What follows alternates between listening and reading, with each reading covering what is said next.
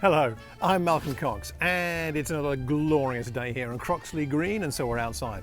Now, my neighbours are having some building work done, so I hope that doesn't annoy you too much, and we'll see how we do. But today, it's another edition of what we are reading, and what I'm reading is this book, Zeal Without Burnout, 7 Keys to a Lifelong Ministry of Sustainable Sacrifice by Christopher Ash. How can we make sure we keep going for the long haul? That's the question.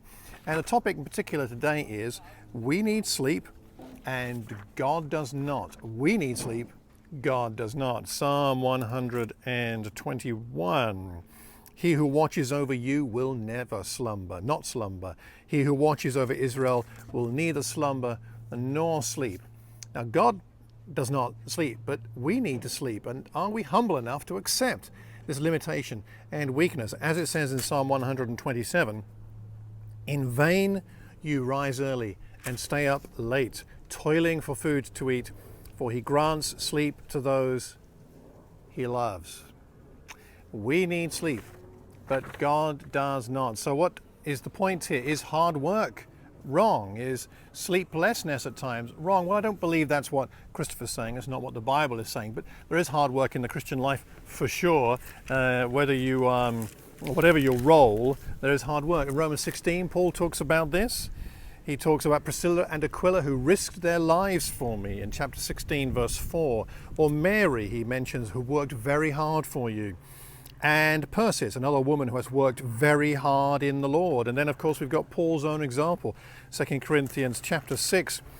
He had many sleepless nights and hunger in chapter 6. And then in chapter 11, more records of the challenges that he faced.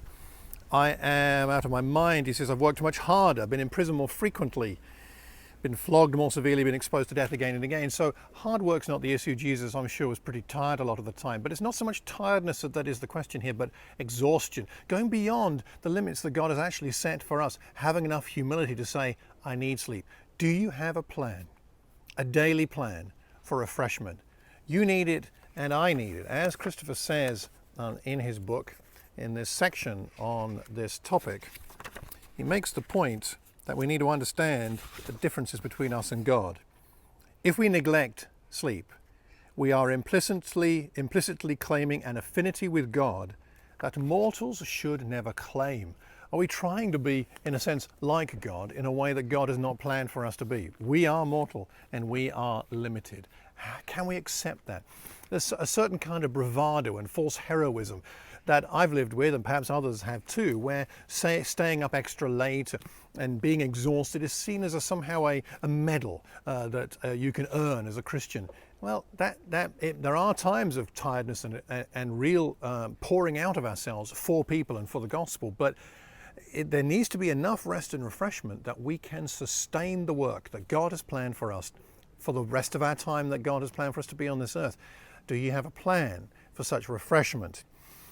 Christopher says it's a bit like the manna in the wilderness. They had to gather it, but there's only enough for one day. We need enough sleep just for the refreshment we need for the next day. Let's not worry about 2 or 3 days from now, but are we getting enough?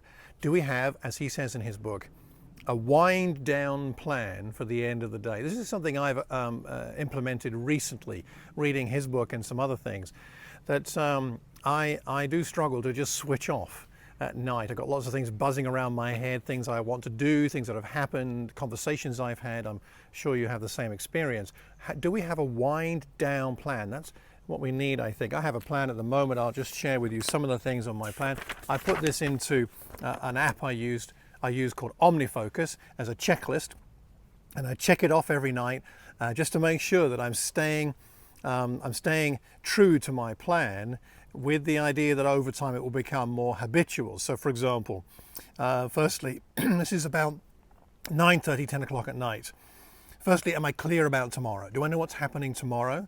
Secondly, do I have a plan for my quiet time in the morning? Do I know where and when I'm going to pray and read my Bible? Thirdly, turning off all my electronic devices, or rather at least not looking at them, after 10 p.m.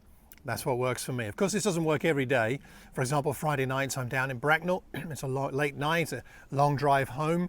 I rarely get back before 11 and sometimes not much before midnight. So it doesn't work on Fridays, it doesn't work every day or night of the week. But generally speaking, this is what I aim for. Turning off my the screen on my phone and everything by 10. Stepping outside and breathe. I step out of my house and just look at the sky and breathe, and then read a scripture. Read a scripture, just perhaps even one verse, maybe something from my Bible study in the morning, and read that and think about that and breathe in the outside air about 10 o'clock at night, just to settle my heart and mind with God. And then I've got a few other practical things I do, like brushing my teeth and taking some medication I need at the moment, and putting out my clothes for the next day, and then finally reading a paper book. Reading something that's paper, not electronic or digital, because that seems to be able to take my mind elsewhere and not suck me into the screen and what's on there, but lets me absorb the written word. And for some reason that seems to work well for me. Do you have your own plan? It doesn't need to be anything like mine, but I think it's healthy to have that kind of plan so that we can settle our hearts and minds in the right place, to be able to sleep well and then face the next day with the energy that God gives us through that time of sleep. What's your plan? Do something that will help you wind down. I'd love to know what you do or what your thoughts are on this whole topic. You can email me, mccx@mac.com, or you can leave a message anywhere you hear or see this recording. Please let me know, let others know that subscribe to this, because it will be very helpful to share our best practices and ideas about how we can get refreshed, because God doesn't need any sleep, but we certainly do. Until the next time, I hope you have a wonderful day, and God bless.